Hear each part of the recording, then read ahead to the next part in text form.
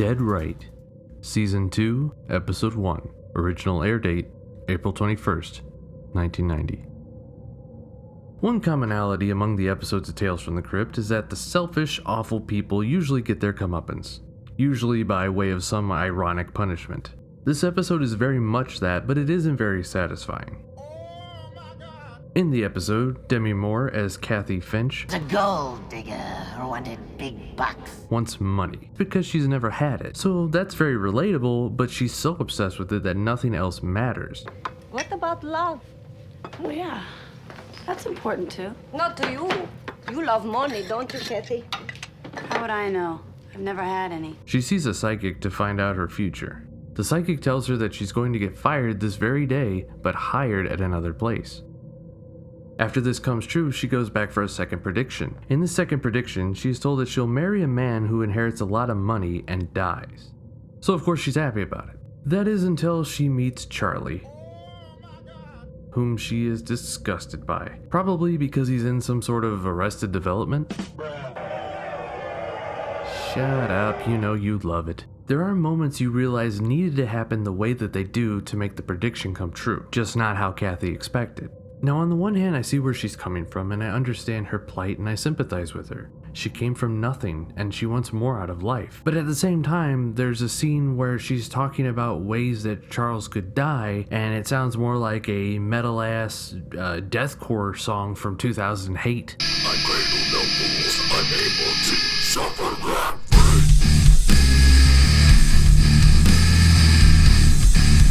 But she goes about it in such a selfish way that it destroys her.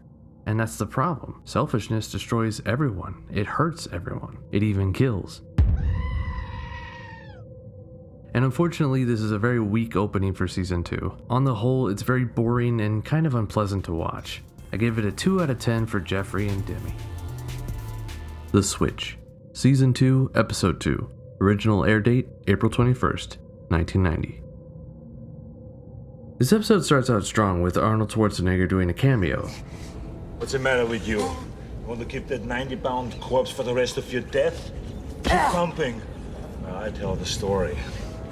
Tonight's story. And not only does he do a cameo, but he actually directed this episode, which is why it's so surprising that it's so incredibly dull. The basic story is as such. Old-ass man wants to marry young lady. But instead of building his own lady like he did for Jack Skellington in A Nightmare Before Christmas, I made you with my own hands. I'm in love, Fulton. he instead swaps his own body parts over time, piece by piece. But the lady is waiting for her greased lightning, so she ends up marrying his former body with all his former money. What the fuck? What the fuck? So he never realized all she cared about was his money? Is she less shallow or more? And once again, everyone basically sucks, except for the butler. At least he tried to tell Old Boy about his actions. Also, the mad scientist is just there? What a prick. So much like the last video, sorry if this is a little short, but this is also a 2 out of 10. This story, this episode was boring. And it's another be careful what you wish for kind of tale.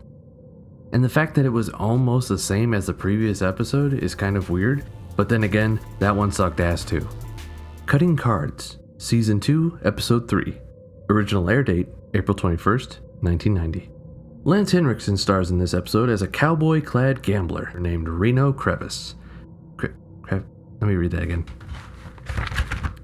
Yeah, Reno Crevice, that's his name. He enters a casino where his rival, what is his name?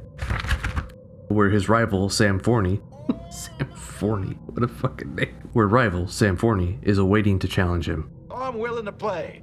The challenge is to see who leaves town for good. Just clears out of town, out of state for good, okay? We got a deal? You're on. It escalates quickly, leading to Russian roulette. 2 to 1. I can beat it.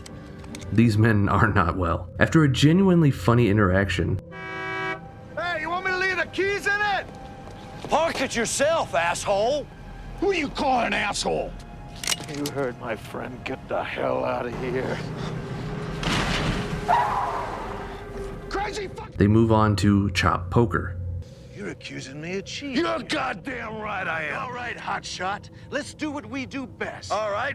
You name the game. Chop poker. Oh, my God. It's an escalation that results in a very, very goofy conclusion. There isn't much to this one, just an extreme example of how far two addicted gamblers are willing to go. They hate each other, but feels oddly loving and friendly under the surface. You're working me, Forney. You're working. Yeah, I'm working. 5 or 6 times you and I hooked up, and somebody always gets burned in the ends. I told you, I've always been a lucky kind of guy. Pass the gun.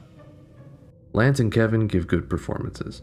So for some goofy, mildly gory fun, this bare-bones story, I give it a 5.1. And that's just based on how damn silly it is.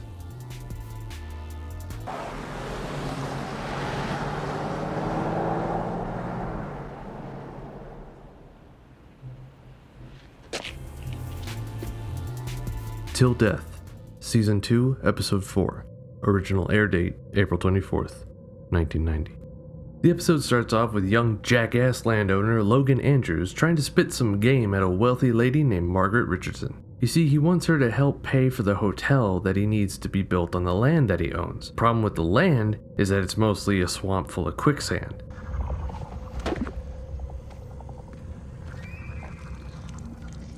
So he really needs her cash, but she ignores his bullshit. A boorish young hustler. Good night, Mr. Andrews.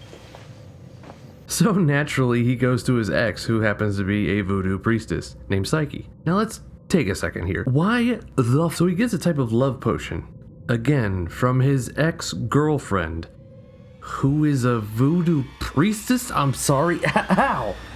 Why would he think that this would work? Every single thing was set up so you would fail. Anyway, he uses the potion, and Margaret drinks 2 drops instead of 1. Yeah, should be a refreshing tidbit. So now Margaret is obsessed with him, but thanks to more voodoo shenanigans. Oops, voodoo shenanigans. We'll be right back. What? Son of a bitch! I'll always love you, forever and ever. Maggie dies. So what does professional idiot do? He goes off and starts to choke Psyche. Somehow, he still screws it up. He's been given so many chances, and yet he just fucks it up every time. In my land, swamp. And my ass is grass. Jesus Christ. But then when the thing he wants goes wrong, because guess what? Your ex is an angry voodoo priestess that is giving you what you deserve, because let's face it, you're an asshole, and then not finish the job? But somehow you made the wrong choice even within a wrong choice. Give her to, she'll be yours for life. Oh my God.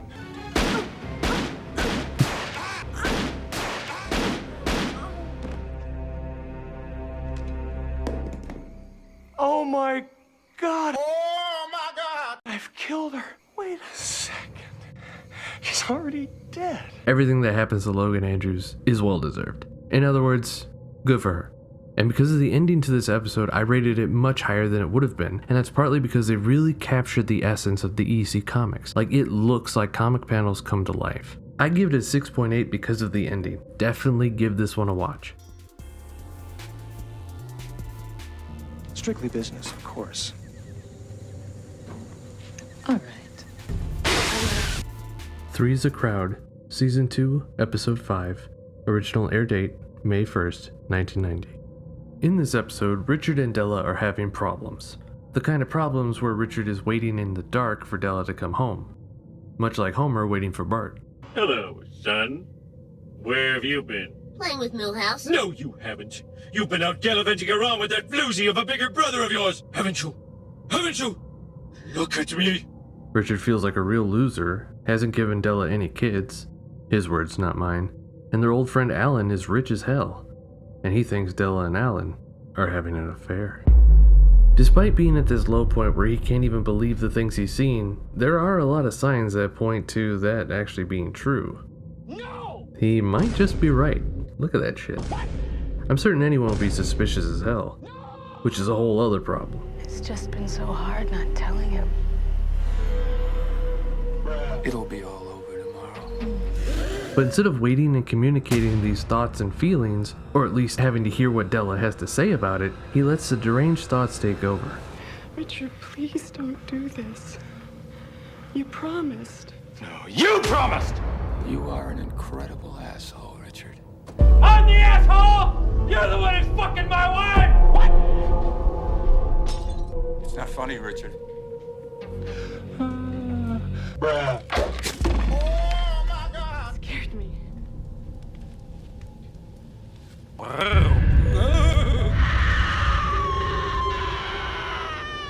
Happy anniversary, baby. And when it's all said and done, I bet Richard feels like a real dick. This was actually a real twist on the formula so far, and it just had paranoia win. It's actually a little chilling and a little disturbing. The way the story plays out, you do sympathize with Richard to the point of, it seems like he's right, but that paranoia and suspicious attitude, along with his heavy, heavy drinking, also has you doubting whether or not he's really seeing things as they are. And there are some hints to what's really going on planted within the story along the episode. Well, what are you gonna do? Oh, you'll see. And with that, I think this is the first solid, in the middle, 5 out of 10, perfectly okay. You should give it a watch just to see the twist, which you might see coming, but if not, it'll be very shocking. It's our anniversary. I know. I'm celebrating. The Thing from the Grave. Season 2, Episode 6. Original air date, May 8th, 1990. The episode starts out strong with Miguel Ferrer as Mitch doing what he does best, being a goddamn menace. Answer me, goddammit, is she alright? Yeah, she's just fine. I wish I could say the same for you, big guy. After a flashback, we see Devlin, a photographer, doing a shoot with Stacy, played by a Lois Lane, Terry Hatcher. Mitch shows up talking mad shit. And we see what led up to the opening. Trouble. What kind of trouble? Shut up, okay? Look, she doesn't want to see my face. She won't accept my help. But maybe she'll listen to you. Where is she? Get a pen.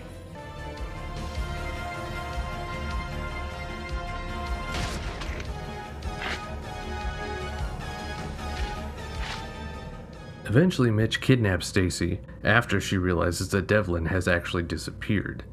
But thanks to a necklace given to Stacy by Devlin that he got from an old blind woman who said that it was the Mayan god of truth, probably meant that it represents that, but either way, he said that she told him that if you make a promise while holding it, it will come true. Wow.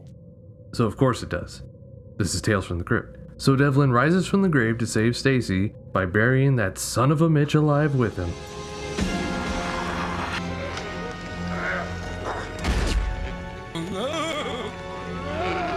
It was a decent yet random-ass story with a great performance by Miguel as Mitch and the other two leads. So I give this a 6.1 out of 10. It had a lot of potential and could have been better, but I still really dug it. Is he with it? Okay. I'll go now. Okay. Nah, you stay. I'll go.